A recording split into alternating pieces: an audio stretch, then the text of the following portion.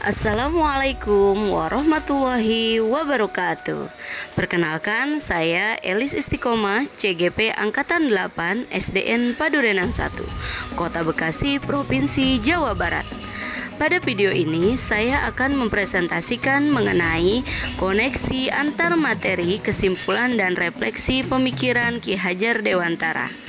Sampai pada sebuah kesimpulan dan refleksi, saya untuk memaparkan koneksi antar materi dari pemikiran Ki Hajar Dewantara melalui pertanyaan pemantik, yaitu yang pertama, apa yang saya percaya tentang murid dan pembelajaran di kelas sebelum modul 1.1?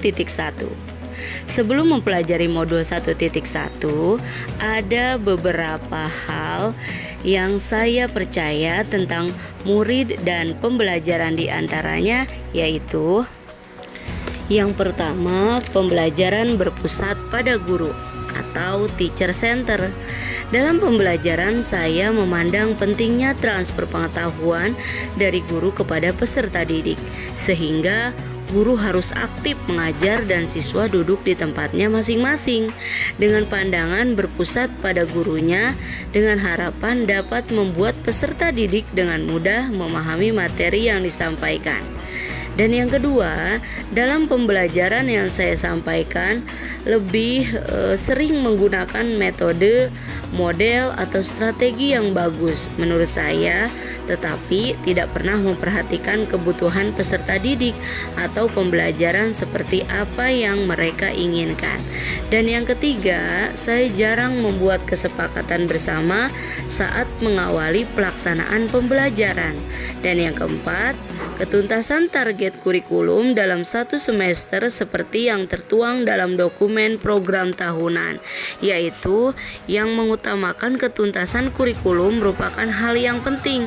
Dengan tercapainya standar angka-angka yang tinggi, hasil akhir dalam pembelajaran diharapkan siswa mampu mengerjakan ujian dan tugas dengan benar.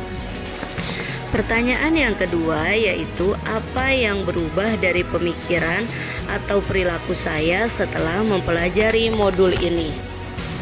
Hal yang berubah dari pemikiran atau perilaku saya setelah mempelajari modul ini adalah terjadinya perubahan dalam pola pikir saya terhadap peserta didik dan pembelajaran. Saya berpikir bahwa selama ini saya hanya tahu sekilas tentang semboyan Ingarso Sung Tulodo, Ing Madya Mangunkarso, dan Tuturi Handayani, tanpa mencari tahu makna yang begitu dalam yang terkandung di dalamnya. Peserta didik seharusnya diposisikan sebagai subjek pendidikan yang memegang peranan penting terhadap jalannya pembelajaran. Guru hanya sebagai fasilitator yang mengarahkan peserta didik sebagai sesuai potensi, minat, bakat, dan cara belajarnya. Pembelajaran hendaknya dilaksanakan dengan cara among, menyadari bahwa setiap anak itu istimewa, unik, dan memiliki potensi dalam dirinya. Pembelajaran dilaksanakan bukan dengan tuntutan kepada peserta didik, tetapi dengan berpihak kepada peserta didik, menghamba kepada anak, memberikan kebebasan kepada anak untuk belajar sesuai kebutuhannya, sehingga tercipta kemerdekaan belajar.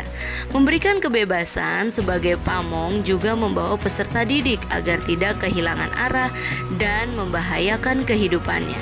Pembelajaran seharusnya dilaksanakan dengan berbagai strategi, model, atau metode, serta menggunakan sebagai berbagai sumber belajar sesuai dengan perkembangan zaman.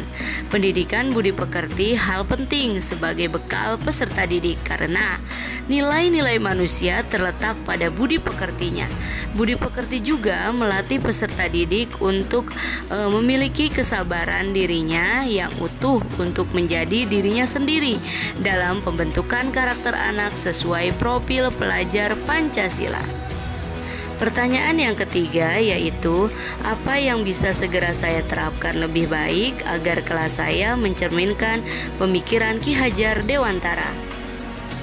Yang pertama yaitu pembelajaran berpusat pada peserta didik atau student center, yaitu proses cara perbuatan menjadikan peserta didik aktif belajar dengan mempertimbangkan karakteristik pada diri peserta didik yang akan belajar. Dan yang kedua yaitu merancang pembelajaran yang sesuai dengan kebutuhan peserta didik, mulai dari metode, model, atau strategi peserta didik serta melaksanakan pembelajaran yang bermakna, menyenangkan, dan merdeka. Dan yang ketiga yaitu membuat kesepakatan kelas. Kesepakatan yang telah dibuat bersama menjadi acuan untuk menerapkan disiplin di kelas kepada peserta didik. Karena peserta didik lebih antusias mengikuti aturan yang mereka buat sendiri. Kesepakatan kelas ini menjadi alarm pengingat bagi peserta didik untuk terus berada pada jalur kedisiplinan yang positif.